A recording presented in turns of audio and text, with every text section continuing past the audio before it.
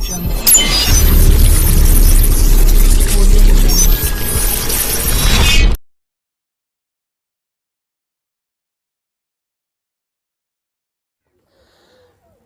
वालेकुम व्यूअर, उम्मीद है आप तमाम खैर व आफियत से होंगे। मैं हूं डॉक्टर बिलाल अहमद राना और आप लोग देख रहे हैं हैंडसम माइंड टीवी चैनल। आज हम बात करेंगे नस्लें कैसे बनती हैं, आने वाली जनरेशन कैसे तरक्कियां करती हैं, आने वाले नस्लें वो कौन से तरीके हैं जिन तरीक़ों पर रहकर आने वाली नस्लें तरक्कियां करती हैं, खुशहाल रहती हैं, कामयाब होती है, कायनात के रुख बदलती हैं और इस दुनिया में अपना नाम पैदा करती हैं। बात यह है कि अगर आप लोग तारीख़ उठा के देखें, सन 712 के मोहम्मद बिन कासिम के हमले से लेकर सन 1757 की जंग प्लासी तक इन कमोबेश 800 सालों में मुसलमानों ने हुकूमत की। उसके बाद 1857 की जंग आज़ादी हुई और बाकी सारी सूरत हाल आपके सामने हैं। तो अगर इन 800 सालों में तारीख़ उठा के देखें उन सिपा सालारों की जिन्होंने खालिस्तन ताकत और ईमान की बुनियाद पे हुकूमतें की, उस ताकत और ईमान की बुनियाद पे नस्लें बनी, उस ताकत और ईमान की बुनियाद पे आने वाली नस्लों ने हुकूमतें संभाली, मुल्क का निज़ाम संभाला, सियासी, समाजी, सकाफ़ती, हत्ता के तालीमी, सेहत, हर हवाले से हर मैदान में अपना लोहा मनवाया।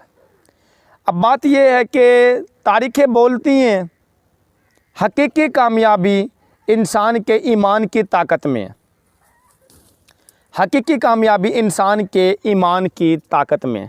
अगर आप तारीख़ को उठा के देखें, अगर आप कुरान और हदीस को भी उठा के देखें तो हर बात साबित यहाँ पे ये होती है कि जो कामयाबी कुरान और हदीस के अंदर है वही हकीकी मोमिन है, वही फ़लाह पाने वाले हैं, वही कामयाब इंसान है जो दीन के रास्ते पे चला। बात यह है उसके बाद 1757 की जंग प्लासी के बाद आहिस्ता आहिस्ता हमारे बहुत सारे बादशाह, जिनमें बहुत सारे मुग़ल बादशाह, उन्होंने ईमान के लेवल को तोड़ा, दुनिया की नशे, दुनिया की आसानियों और दुनिया के मज़ों में रहे। और उसके बाद जब ईमान का लेवल ख़त्म हुआ तो ऑटोमेटिकली हमारे पास से हमारा मुल्क व कौम, ना सिर्फ मुल्क व कौम बल्कि हमारे पास से हमारी सियासी आज़ादी, मज़हबी आज़ादी, दीनी आज़ादी और हर लिहाज से मुआशी आज़ादी छीन ली गई। अब बात यहाँ पर यह करने की है कि हम कैसे नस्लों को बना सकते हैं। एक तो ये बात याद रखें कि कोई तारीख़ उठा के देखें तो कोई तालीम के बग़ैर नस्लें तरक्की नहीं करती। अगर आप लोग समझते हैं कि हम अपने बच्चों को तालीम से दूर रखें और वो तरक्कियाँ करें, हाउ इज़ इट पॉसिबल, नामुमकिन है, ऐसा हो ही नहीं सकता कि हम तालीम से दूर रखें और तरक्कियाँ करें। और दूसरा, अगर हम दीन के रास्ते पे चलाएं और हम नाकाम हो जाएं, हाउ इज़ इट पॉसिबल। मेरा खुदा तो कह रहा है, अल्लाह रब्बुल इज़्ज़त तो कह रहा है कि वो कामयाब ठहरा जो दीन के रास्ते पे चला। हम कैसे मान लें कि जो दीन के रास्ते पे चला वो नाकाम ठहरा। इसीलिए अब बात यहाँ पे आती है कि हमने नस्लें कैसे बनानी हैं। ये तो तारीख़ बताने का मकसद ये था, उनमें क्या चीज़ थी मैंने बता दिया। अब मेरी इस बात से मेरे इस मुआशरे को क्या फ़ायदा होगा, अब हम इस तरफ आते हैं। अगर आप अपनी नस्लों को बनाएं, नस्लों को बनाने में सबसे अहम काम क्या है? नस्लों को बनाने में सबसे अहम काम उनमें ईमान की ताकत देना है। अब याद रखें, ईमान की ताकत ऐसे नहीं आ सकती कि आप लोगों ने सिर्फ मस्जिद में भेज दिया और ईमान की ताकत आ जाएगी। मस्जिद में तो भेजना है, लेकिन ईमान की ताकत सिर्फ मस्जिद में भेजने से नहीं आती, क्योंकि पता नहीं कितने लोग होंगे जिन्होंने सारी नमाज़ें पढ़ी होंगी, वो जहन्नुम में जलाए जाएंगे। इसलिए ईमान की ताकत थोड़ा डिफरेंट कंसेप्ट है। ईमान की ताकत आती है उनमें ईमान लाने से। अब ईमान कैसे आएगा? आप लोगों ने एक छोटी सी मिसाल सुनी होगी कि अगर एक बंदे ने गंदम को आप बीज बोया तो वह गंदम निकलती है, चना नहीं निकल सकता। एक बंदे ने चने का बीज बोया तो वो चना ही निकलेगा, गंदम नहीं निकल सकती। एक बंदे ने अगर हलाल का बीज बोया तो वो हलाली ही कहलाएगा, और अगर एक बंदे ने हराम का बीज बोया तो वो कभी हलाली नहीं बन सकता।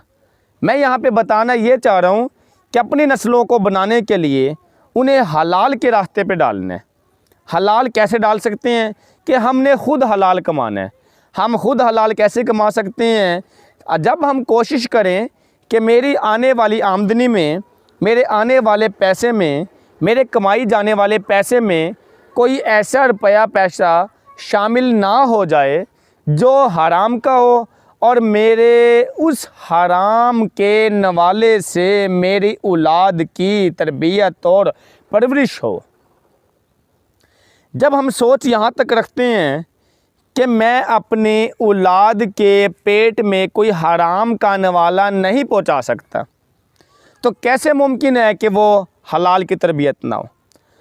हाँ, अलबत्ता अगर हम सारी ज़िंदगी हराम कमा के अपने बच्चे के अंदर हराम का नवाला पहुँचा के और फिर दीन के ठेकेदार बन के, दावेदार बन के और झंडे दिखाना शुरू कर दें कि हमसे बड़ा सच्चा पक्का कोई नहीं है, तो ये सरासर गफलत है, ये सरासर मुनाफिकत है, ये सरासर इंसान गफलत के अंदर पड़ा हुआ है। बात ये है कि हदीस का मफहूम है कि एक रिज़्क वो है जो बाज़ाहिर कम दिखेगा लेकिन ज़्यादा ही रहेगा, और एक रिज़्क वो है जो बाज़ाहिर ज़्यादा दिखेगा लेकिन कम ही रहेगा। बात यह है, जब आप रिज़्क हलाल कमाते हो उसकी जो बरकत है वो पैसा वक्त पे काम आता है, और जब आप रिज़्क हराम कमाते हो लेकिन जब आपको किसी इमरजेंसी में पैसा चाहिए हो तो उस वक्त पे पैसा नहीं मिलता। पैसा होगा लेकिन उस वक्त पे पैसा नहीं मिलता और आगे पीछे मिल जाता। क्यों? क्योंकि उसमें बरकत नहीं रही। अब बात यहाँ पे बताने का मकसद ये है कि अपनी औलाद को रिज़्क़ हलाल के नवाले से परवरिश करना सिखाएं, खुद परवरिश करें। जब रिज़्क़ हलाल कमा के आप अपनी औलाद को तरबियत देते हैं तो याद रखें, गन्ने में से गन्ना, चने में से चना, गंदम में से गंदम निकलती है, वो तब्दील नहीं हो सकती। और रिज़्क़ हराम का नवाला खिलाने से आप जितनी भी भाग दौड़ कर लें, अगर सिलेक्शन ऑफ गॉड है, अल्लाह का इंतखाब है, तो बनेगा नेक, इसमें कोई शक नहीं। लेकिन रिज़्क़ हराम कमाने से, रिज़्क़ हराम खिलाने से, रिज़्क़ हलाल के और हलाल की तरबियत रख लें, ऐसा हुआ नहीं करता सिवाय जो सिलेक्शन ऑफ गॉड है, अल्लाह का इंतखाब के बगैर। जितने भी बातें, बात यह है कि आप अपनी नस्लों को संवारें, दीन के रास्ते पे चलें। अपनी औलाद के लिए आप एक इतना छोटा सा तहैया कर लें कि मैं कुछ भी हूँ, जैसा भी हूँ, लेकिन मैं अपनी औलाद को हलाल का नवाला खिलाऊँगा, हलाल के नवाले से उनकी तरबियत करूँगा, उनके पेट में कोई हराम का लुक़्मा नहीं जाने दूँगा। जब आप इस सोच पे आ जाते हैं तो आपका ईमान मजबूत हो जाता है, और आपके ईमान को छोड़ें, उस नवाला खाने की वजह से जो आपकी नस्लों का ईमान बनना है वो आपकी सोच से ज़्यादा है। इस तरह से ईमान की तरबियत होती है और इस तरह से 800 साल तक हुकूमतें होती हैं। हराम कमा के और नस्लों पे हराम लगा के हुकूमतें छिन जाती हैं। हमारे सोसाइटी के अंदर जब तक हम हराम की तरबियत से नहीं निकलेंगे, आज जिस महकमे को उठा के देख लें तो 80% हमारा मुआशरा ख़राब हुआ पड़ा है कि उनका यकीन ही नहीं रहा। उनका यकीन, उनका जहन ही ये बन चुका है कि रिज़्क़ हलाल में तो कुछ भी नहीं होता, घर भी नहीं चलता, क्योंकि वो समझते ऐसे हैं।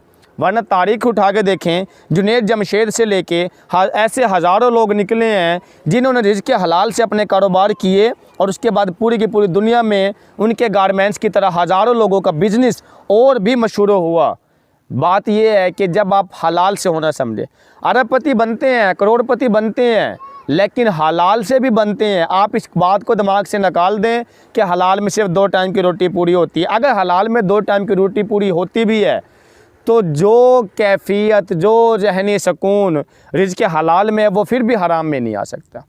इसीलिए आप लोग इन करप्शन से, इस नाप तोल में कमी से, इन माशरती बुराइयों से, इन सोसाइटी के उस पहलू से जो कि हमारी नस्लों को बिगाड़ने वाले हैं, इससे खुद बचेंगे तो हमारी नस्लें बचेगी। और अगर आप खुद ही नहीं बचेंगे तो हमारी नस्लें कैसे बच सकती हैं। खुदारा अपनी नस्लों का ख्याल रखें, वो अपनी नस्लों को इस काबिल बनाएं, वो आपका नाम लें, अपनी नस्लों को इस काबिल बनाएं कि वो आपके मरने के बाद आपके लिए कोई दुआए खैर दे। इसीलिए आप कोशिश करें अपनी ज़िंदगी में तब्दीली लाएं। जब आप लोग अपनी ज़िंदगी में तब्दीली लाएंगे तो ऑटोमेटिकल नस्लें बनती है। जितना हिस्सा आपका अपना हिस्सा है, जो आपके अपने हिस्से में काम है, तो आप एटलीस्ट वो काम तो करें। आप ये ना सोचें फ़लाँ कैसे करता है, आप ये सोचें जी मैं कैसे कर सकता हूँ। आप अपना हिस्सा दे दें अच्छाई के अंदर, ऑटोमेटिकली पूरी दुनिया अच्छाई पे चल पड़ेगी। मुझे उम्मीद है कि ये वीडियो आपको पसंद आई होगी। इसके साथ ही इजाज़त दीजिए। अल्लाह हाफिज़।